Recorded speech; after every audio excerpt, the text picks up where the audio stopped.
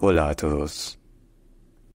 Alors, la lettre G en espagnol, lorsqu'on la cite au sein de l'alphabet, son nom, c'est G. G. Mais au sein d'un mot, ça se dit assez différemment. Lorsque le G, il est devant un E, un I ou un Y, il se dit G. G.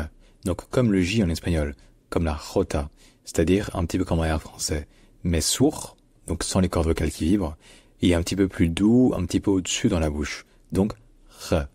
G. Et dans certains accents espagnols, ça peut même devenir H.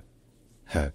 En revanche, dans toutes les autres positions, donc devant un A, devant un U, devant une consonne, etc., ou bien à la fin d'un mot, etc., c'est toujours G, mais ce G peut devenir un G lorsqu'il est, disons, entre deux voyelles, ou même parfois à la fin d'un mot. Donc en fait, ce son G, c'est un petit peu un son intermédiaire entre un G et un R français.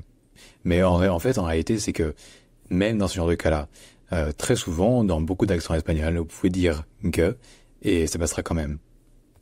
Bref, si jamais il y a d'autres mots sur lesquels vous posez des questions, proposez-les en commentaire, n'hésitez surtout pas. Et évidemment, abonnez-vous. J'espère vous avoir aidé, et à bientôt.